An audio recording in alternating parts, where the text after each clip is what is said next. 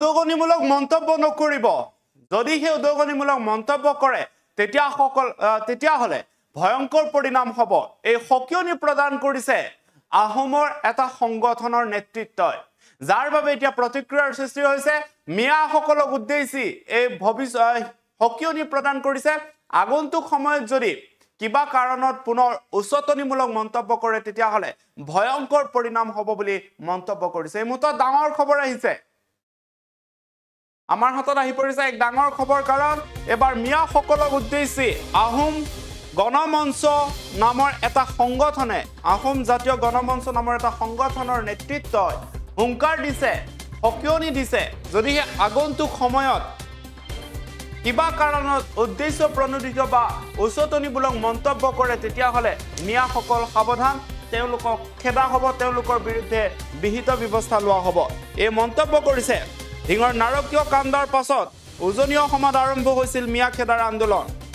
আতাসু টাইপা আৰু বিভিন্ন ৩০টাকৈ জাতীয় সংগঠনে মৰাণত আহোম জাতীয় গণমঞ্চৰ কেন্দ্ৰীয় সহকাৰী সম্পাদক আৰু অকন ভয়াই মিয়া আৰু মিয়া সমৰ্থনকাৰীসকলক শেষ সকিয়নি প্ৰদান কৰিছে সংগঠনটোৱে এই মুহূৰ্তত মন্তব্য আছে এই মন্তব্য শুনাই লৈছো অনা অসমীয়া আৰু এতিয়া আহি গৈছে মিয়া আৰু ইয়াৰ তৃতীয় এটা পক্ষৰ সুযোগ গ্ৰহণ কৰিছে নৰপিঠাত কাণ্ড পৰৱৰ্তী সময়ত শিৱসাগৰ কাণ্ড ঢিঙৰ কাণ্ডৰ লখিমপুৰ তেজপুৰ লগতে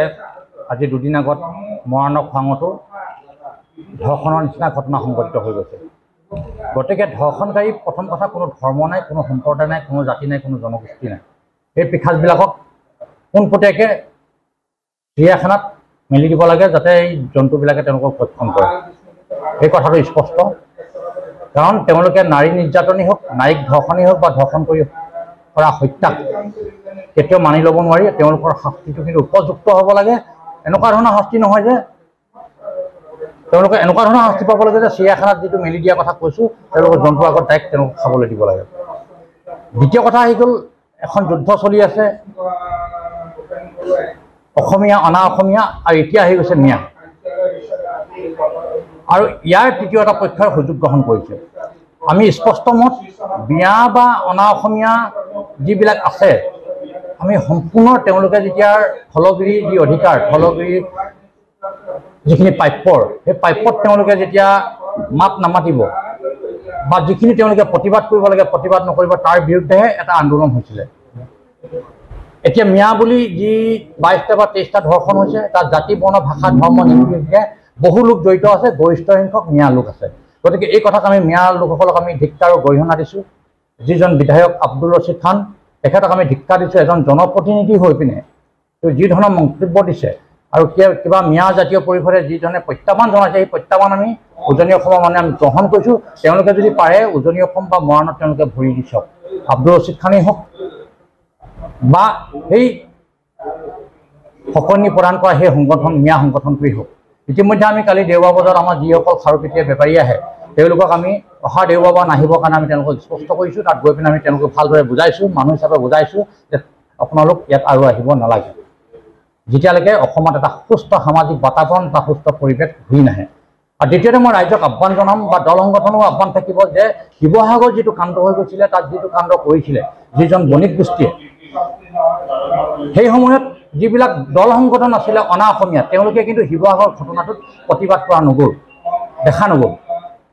তাত অসমৰ জাতীয় জনগোষ্ঠী সংগঠনে প্ৰতিবাদ কৰিলে ছোৱালীজনীয়ে ক'ৰবাত ন্যায় পালে আইনৰ ফলঠেকত তেওঁলোকে সোমাই পৰিলে পৰৱৰ্তী সময়ত আমি দেখিবলৈ পাইছোঁ যেতিয়া সেই একেখিনি জনগোষ্ঠীয় বা জাতীয় সংগঠনে যেতিয়া ঢিঙৰ কাণ্ডটোক লৈ প্ৰতিবাদ কৰিছে তেতিয়া সেই অনা অসমীয়া সংগঠনবিলাকে জাতীয় জনগোষ্ঠীয় বা দল সংগঠনে কৰা প্ৰতিবাদৰ সংগতিলৈকে তেওঁলোকে ওলাই আহিছে তেওঁলোক তেতিয়া ক'ত নিমান আছিলে শিৱসাগৰত এজনী অসমীয়া ছোৱালী ৰাষ্ট্ৰীয় পৰ্যায়ৰ খেলুৱৈ ছোৱালীক যেতিয়া অন্তৰ্বাস পৰ্যন্ত বুলি অত্যাচাৰ কৰিছিলে তেতিয়া এই অনা অসমীয়া সংগঠনসমূহ ক'ত লুকাই আছিলে গতিকে ইয়াৰ বিৰুদ্ধে এটা সৰ্বসন্মতি প্ৰস্তাৱ লৈছে ইয়াৰ কাৰণ তেওঁলোকে দেখুৱাব লাগিব কিন্তু আজি মিয়া বুলি যিহেতু জনগোষ্ঠীয় বা জাতীয় সংগঠনবিলাকে